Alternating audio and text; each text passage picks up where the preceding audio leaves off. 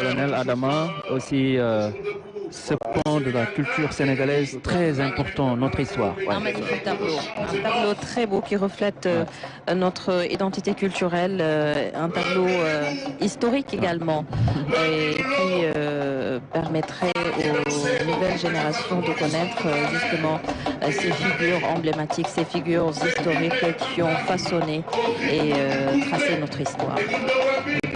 C'est vraiment un moment important qui nous replonge dans notre histoire. Un moment important qui rappelle la fierté, la bravoure des anciens d'avant les indépendances. Donc vraiment, cette fresque nous a permis de visiter ce pan de l'histoire. Avec le grand royaume du Jolof dont dépendait, avant l'indépendance, c'est ce royaume, le Kayor, le Bawol. Donc, et là, on est en train de voir vraiment un autre tableau qui, là, montre la diversité culturelle. Donc là, on va voir les différentes danses qui vont suivre le Ndaourabi. Ça, c'est souvent les beaux, lorsqu'il y a des cérémonies importantes qu'on effectue, donc ces danses de Ndaourabi très emblématiques. La culture, elle est très belle, surtout la culture sénégalaise sous ses différentes facettes. Avec une riche diversité. Culturelle, on a vu, l'emblématique danse du Ndaourabi. Aux couleurs nationales, avec... Mais c'est bien d'avoir pensé à introduire cette nouveauté, faire défiler justement des hommes et des femmes de culture, le tableau culturel que nous venons justement de visionner et qui constitue la nouveauté de cette célébration. Oui, tout à fait. Vous savez, le 4 avril, c'est un moment de communion. C'est un moment où toutes les forces vives de la nation sont focalisées sur les valeurs. Et je crois que montrer ce que nous avons de plus cher, on ne peut pas choisir mieux. Ce sont nos amis serrères, je crois. Oui, ça c'est le Nguel qui vient. C'est ça. Hein? Ce sont nos amis. On a vu ça, c'est avec ces instruments traditionnels, Aujourd'hui, on a une mécanisation de l'agriculture sénégalaise. C'est important parce que ça, c'est ce qui a précédé tout ce qu'on est en train de faire actuellement. Le choix des tissus et le choix des couleurs est tout aussi important également, pour le souligner. Oui. Parce que culture bu ci nekk am na luy def spécificité am na luy def nu koy waxee lu koy identifier mu doon ci wàllum tissu bi wàllum accessoire yi ñuy takk wàllum fecc bi ak exactement mooy accessoire yi ak fecc bi ak yu ni mel. Donc di jëmmal day jëmmal maanaam li nga xamante ne baykat yi dañuy rendre hommage baykat yi également. Instrument traditionnel yi. Ileer bi véritablement cosaan lay wane. lii tamit cosaan lay wane. layu lii moom la ñu wax layu mu ngi noonu donc am na solo daanaka histoire mooy lépp. culture mooy lépp. culture moom lépp da nga koy dugg ci culture maanaam ni ngay bayee li ngay lekk li nga xam mooy say sonorité sa musique dégg nga sa lakk et cetera yëpp culture la donc li ñu tableau bi ñu gis ni muy jàll dafay wone diversité culturelle bu Sénégal maanaam waaw ñun vraiment dëkk bu ndaw lañ ci géographiquement waaye en termes de richesse culturelle diversité macha allah mën nañ ko te lii dafa am solo ñu wan ko ndaw ñi parce que actuellement ñuy génn ay fecc yu bees yu bëri ñu ko tuddee ay tur yu kenn xam. waaw alors que cosaan bi mi ngi fi effectivement xam nga fecc yi bu ñu jëloon Ndaourabi bi ñu jël ngel bi am lu muy tekki daal di koy waaw parce que li nga wax ni ñaari nga wax ni bu ne dafa am lu muy tekki ak circonstance bi ñu koy defee waaw je pense que moo xool ne loolu am na solo ndax luñ ko war a génne rek dafa war a fekk circonstance bi maanaam dañoo war a woo xale yi woo Sénégalais yi ñu reconnecté wu ak seen culture waaw ñu reconnecté wu ak seen cosaan ñu reconnecté wu ak seen valeur moom moo nekk noonu xam nga tableau bi du ko wone ci jour indépendance bi nga xamante ne réew mi xale ñëpp a ngi captivé di seetaan loolu la message boobu la ñu sànni mu mel ne commissaire Diouf tamit am na lu mu si bëgg a sànni te dafa mel ne sunu mbokk séeréer yi lii à la suite du colonel li mu wax c'est important parce que comme disait le président Senghor la culture est au début à la fin du développement Sénégal. Et tey jii par devoir de mémoire et de reconnaissance gis nañ ñi fi jàll ñëpp mu nekkoon ay figure emblématique de l'histoire du Sénégal.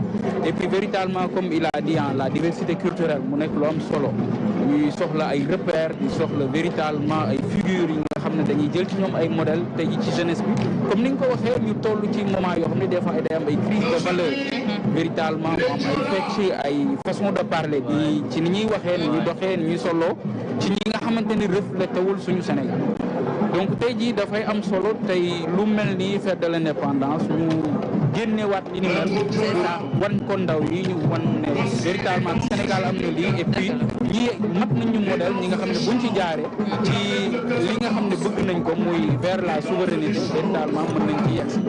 am na solo comme ni ko waxee le président Senghor waxee woon la culture elle est au début et à la fin de tout processus de tout développement donc baax nañ ñu dellu soit ci repères yooyu. Tout à fait. La culture c'est ce qu'on a de plus cher même li ñuy wax souveraineté industrie développement loolu yëpp base bi mooy sa fierté nationale base bi mooy nga xam yaay kan sa identité foo jógee dégg nga base boobu moo la mën a permettre yow nga mën a vraiment projeté wu dans l'avenir di am yu mel ni ay industrie défense wala di bëgg a def Sénégal horizon 2050 tant que amuñu valeur yooyu nga xamante ne moom la suñu maam yi doon porté ñu xam suñu bopp xam fu ñu jógee xam suñu identité day jafe ñu projeté wu dans l'avenir. mais sànq dañu gis sax bi nga xam ne mooy les terroirs des royaumes yi doon jàll royaume bu ci nekk am na particularité am na singularité am na ay valeurs yoo xam ne moom lay promouvoir également loolu comme commissaire Diouf sànq wax na ko je pense qu'il faut que ñu dem ressourcer jiwaat que ce soit la jeunesse nga xam ne mooy l'avenir d'un pays li moom mooy lu am solo la parce que daanaka gisatuñ ko Simba Gaynde ñu ngi koy gis nag ci yenn banlieue yi ci yenn dëkk yi ci biir réew mi dañ koy def waaye effectivement bëreetul comme ni mu daan amee si ay temps daal c'est ça lii nekk na lu rafet wax dëgg yàlla waaw suñu mbokk waa Casamance yi nga xam ne ñoom it macha allah bu dox Casamance wax culture fa la culture véritablement fekk baax wax dëgg yàlla gis nga ko mu ngoog ñi moom ñi ngi profité di nuyuwaale suñu mbokk waa Ale Casa yi nga xam ne ambiance bi buñ ko déggee rek waaw ñii di ñëw nag c'est important on va voir les rollers là rollers yi di ñëw nii waaw rollers yi gis nga boo xoolee ku ci nekk da nga takk raaya benn réew Afrique waaw donc vraiment c'est un clin d'œil waaw à l'unité africaine ay Zambie Gambie réew Afrique yëpp ñu ngi fii ñu ngi la représenté fii ci rollers yi c'est l'unité africaine c'est l'unité africaine c'est le panafricanisme ñu toll nii dañu tànn un clin d'œil parce que aussi l'identité culturelle du rek sa réew yow kese Uganda sax Uganda variété Uganda am nañu weex waaw donc vraiment dafay collé ak suñu invité yi toog invité Nigéria dégg nga après pour wane rek ñun vision panafricaniste dafa doon loo xamante ne c'est pas seulement Sénégal mais dafa lu am solo ci réew mi ay commissaire dafa mel ne micro bi waaw donc oui colonel allez-y voilà donc mu ngi noonu donc loolu la ñoo jàll noonu gis nga Niger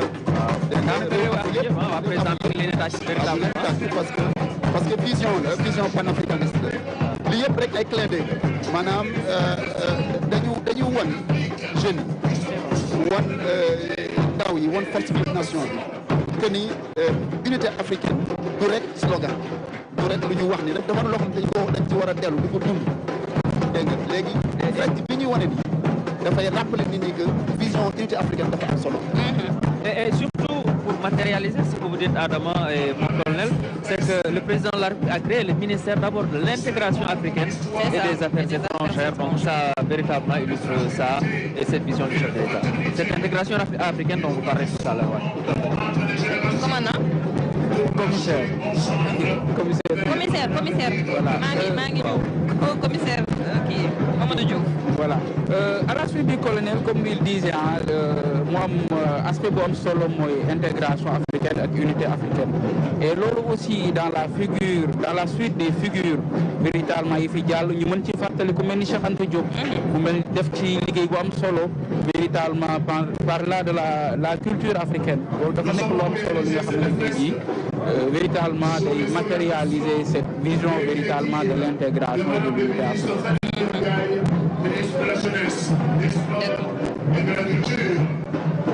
voilà tableau bu am solo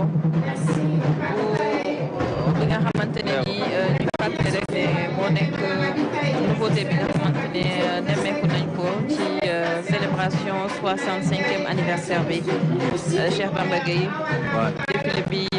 défilé civil yi daanaka bu noppee rek si la ñuy jàll ci défilé militaire bi nga xamante ne nii mooy tàmbali. Ouais, on a vu. Voilà, léegi nag ñu ngi jub ci majorette Kennedy, ouais, ça c'est ñoo tëj défilé civil. Kennedy, c'est toute une histoire, les majorettes de Kennedy, oui. Qui nous ont habitués à de belles prestations à chaque fête d'indépendance. Avec le lycée qui a été créé en 1961 et la troupe des majorettes en 1975, pratiquement 50 ans cette année. C'est donc un jubilé d'or, ouais, comme je le disais, pour la troupe des majorettes du lycée John Fitzgerald Kennedy. Première troupe des majorettes sénégalaises, elle a été créée par Germaine Acogny, l'emblématique Germaine Acogny, voilà, qui était professeur d'éducation physique et sportive dans l'établissement, avec l'accord bien entendu du président Senghor. Voilà. Les majorettes du lycée Kennedy, ce sont des icônes de ce défilé du 4 avril. Tout comme les majorettes de l'Institution Notre-Dame, ce sont les deux qui ouvrent et clôturent donc le défilé civil. Défilé. Voilà, un très beau défilé. Maintenant, nous allons assister à la prestation des majorettes de Kennedy. On l'a rappelé, cette année, c'est le jubilé d'or, donc puisque la troupe a été créée en 1975, donc ça fait 50 ans. Adama Saba. Voilà, je vous laisse. Voilà. Donc, et rendre hommage également à l'emblématique Doudou Ndiaye Rose, oui, véritablement, qui était le tambour-major des Kennedy. Absolument, absolument. C'est ça. Et c'est un legs que sa famille est en train de perpétuer. C'est ça, effectivement. Ce sont ces enfants qui sont aujourd'hui, qui ont repris le flambeau. Ouais. Donc avec Grand Ndiaye Rose. Grand Ndiaye Rose, et Tapa Ndiaye Rose, qui est là.